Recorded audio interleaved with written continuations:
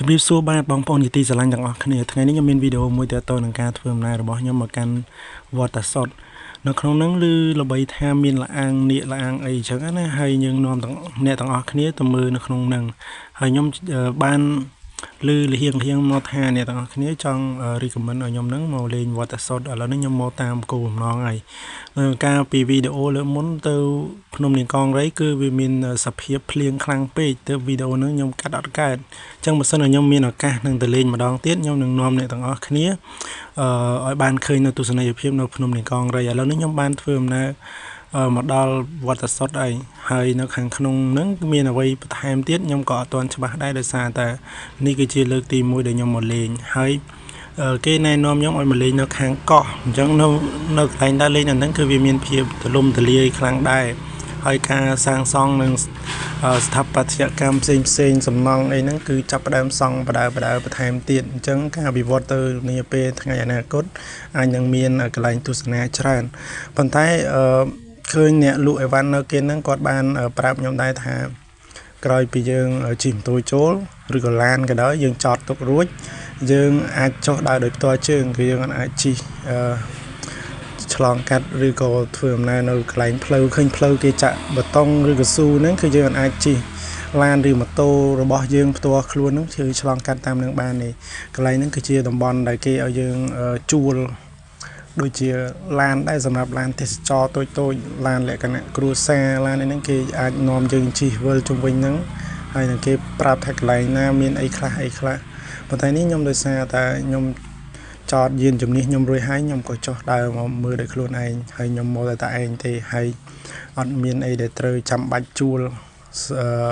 យានជំនិះជិះវិលជុំវិញហ្នឹងឯងអញ្ចឹងខ្ញុំសំខាន់ជាងគេគឺខ្ញុំចង់ទៅមើលលាអាងនាគដែលអ្នកទាំងអស់គ្នា recommend ខ្ញុំឲ្យខ្ញុំនឹង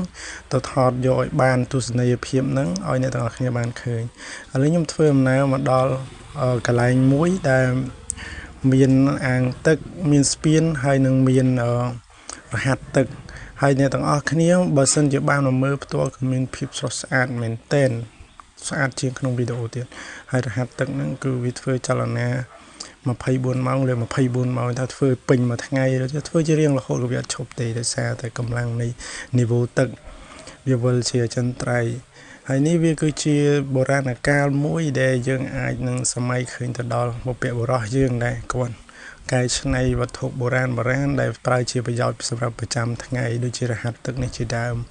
ហើយខ្ញុំបានឃើញភ្ញៀវទេសចរផ្សេងទៀតបានធ្វើដំណើរមកដល់ទៅនឹងដែរហើយគេក៏បានថតរូបផ្ដិតយក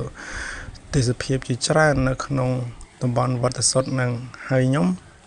មានអីច្រើនទេឲ្យតែបងប្អូន recommend ឲ្យទៅថាចង់ឲ្យទៅដើរលេងនៅណាខ្ញុំតែងតែចង់ទៅដើរលេងហ្នឹងតែបើសួរថា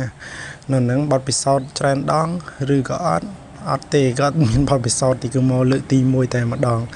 សំខាន់ជាងគេឥឡូវនេះខ្ញុំកំពុងតែនៅរហាត់ទឹកកន្លែងនៅក្បែរហ្នឹងគឺចង់ថាសឹងថតមិនចង់គ្រប់ផងគ្រប់ជ្រុងគ្រប់ជ្រោយអញ្ចឹងណាខ្ញុំក៏មើលទៅតាមជុំវិញជ្រុងហ្នឹងហើយថតព្យាយាមយ៉ាងណាឲ្យខ្លីហើយលម្អិតឲ្យបងប្អូនដូចបានទៅទស្សនាផ្ទាល់ដូចខ្ញុំដែរឥឡូវនេះមានគេហៅដូចជាសัตว์អីមិនដឹងខ្ញុំអត់សូវច្បាស់ដែរដូចជាក្បាលនាគបន្តិចដូចតោបន្តិចអីហ្នឹងយើងអត់សូវស្គាល់សัตว์បុរាណអញ្ចឹងណាអញ្ចឹងអាហ្នឹងគឺសម្រាប់បហូរទឹកពីរហាត់ទឹកមកហើយនេះគឺជាផ្លូវឬទេសភាពដែលយើងបានមើលឃើញនៅក្នុងតំបន់នឹងផ្លូវមានភាពស្រស់ស្អាតប៉ុន្តែមេឃមិនសូវអំណោយផលទេដោយសារតែវាមានមេឃអាប់អួរខ្លាំងរោភ្លៀងហើយនេះគឺជាព្រះសម្រិទ្ធព្រះផ្ទុំអញ្ចឹងណាហើយអានេះគឺជាស្ថាបត្យកម្មអគារមិនជាអគារទេវាជាវិហាររឿងព្រះវិហារអីយើងមិនដឹងទេដោយសារតែសាងសង់អត់ទាន់ហើយអញ្ចឹងខ្ញុំឃើញដូចជាស្រស់ស្អាតបដើហើយទ្រាំទៅហើយទៀតនឹងស្រស់ស្អាតយ៉ាងណានេះគឺជាផ្លូវដែលយើងធ្វើដំណើរទៅកាន់លាអាងនាគដែលអ្នកទាំងអស់គ្នាទន្ទឹងរង់ចាំហើយខ្ញុំក៏មិនដឹងថាលាអាងនាគហ្នឹងវាមានរូបរាងបែបណាហើយមាននាគប្រហែលក្បាលក្នុងនឹងទេដោយសារតែនេះគឺជាលើកទី1ដែលខ្ញុំធ្វើដំណើរមកដល់ហើយនៅនោះគឺថា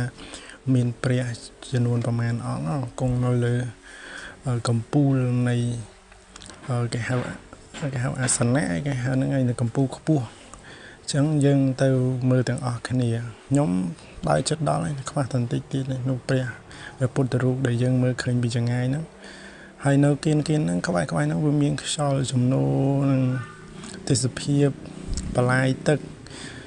ជាច្រើនពាត់ឆ្វេងស្ដាំជុំវិញនឹងដែលបកកយើងមើលឃើញទៅវាមានភាពស្រស់ហ្មង fresh នៅពេលដែលយើងមកដល់ហើយជ្រះថ្លាជាមួយនឹងការធ្វើបុណ្យនៅទីហ្នឹងនេះគឺជាលអាងនៅខាងក្រោមព្រះពុទ្ធរូបខាងក្រោមហ្នឹងគឺមាន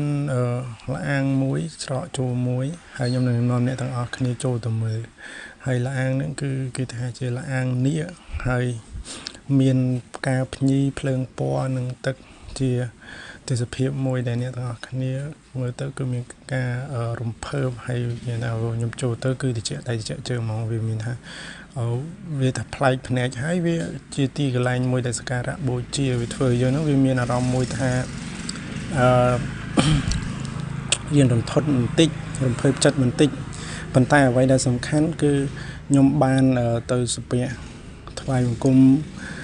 ព្រះនៅខាងលើអាសនៈខាងលើហ្នឹងដោយឆ្លងដោយពេលដែលខ្ញុំដើរទៅហ្នឹងគឺវាមេឃវាទៅតែក្តៅហើយអញ្ចឹងអាការ៉ូនៅខាងក្រោមហ្នឹងគឺក្តៅចង់ពងជើងតែធ្វើម៉េចដើម្បីជ្រះថ្លាក្នុងពុទ្ធសាសនាហើយនឹងផ្ដិតយករូបភាពដើម្បីឲ្យបងប្អូនបានទស្សនានៅខាងក្រោមហ្នឹងគឺក្តៅខ្លាំងមែនទែនដោយសារតែពីថ្ងៃត្រង់ហ្នឹងយើងវាបានទទួលនៅរោងកម្ដៅជាខ្លាំងដែរហើយឥឡូវនេះវារៀងគៀកនឹងរសៀលហើយអញ្ចឹងវានៅកម្ដៅឡើយវាចាប់ផ្ដើមភាយចេញមកខាងលើហើយនេះគឺជាដើមដូចជាដើមរាំងភ្នំនៅរាំងភ្នំហើយឥឡូវខ្ញុំបានដើរចេញពីកន្លែងហ្នឹងហើយពីលអាងនេះហើយធ្វើដំណើរតាមផ្លូវរនៀបមួយហើយគោលដៅខ្ញុំគឺបន្តទៅមើលឬគេថាមានសួនសត្វនៅកន្លែងហ្នឹងទៀតអញ្ចឹងយើងនឹងនាំអ្នកទាំងអស់គ្នាទៅមើលសួនសត្វខ្ញុំនឹងនាំអ្នកគ្រប់គ្នាទៅមើលអ្វីប្លែកទៀតដែលនៅក្នុងហ្នឹងឬថាគេមានកន្លែងកៅអីសម្រាប់កាហ្វេអ្នកញ៉ាំកាហ្វេអីចឹងណាហើយនឹងមានសត្វដូចជាសេកស្អាតៗទូចអីចឹងណាអញ្ចឹងយើងនាំអ្នកទាំងអស់គ្នាទៅមើលហើយពួកគាត់ក៏សិទ្ធិអ្នកទេសចរមកជាមួយគ្នាហ្នឹងគាត់ដើរមើលសពគ្រប់កន្លែងជាពិសេសគឺយាយមកធ្វើបុណ្យនៅវត្តសុទ្ធហ្នឹងឥឡូវនេះខ្ញុំមកនាំអ្នកទាំងអស់គ្នាមកមើលទ្រុងឆ្លុះហ្នឹងវាគេចិញ្ចឹមឆ្លុះជាច្រើនក្បាលហើយឆ្លុះទាំងអស់ហ្នឹងគឺវាមានសភាពងឹងឆ្ងល់ជាមួយនឹងសកម្មភាពរបស់ខ្ញុំហើយវាសារយើងជាមនុស្សវាជាសត្វតែប៉ុណ្្នឹងឯង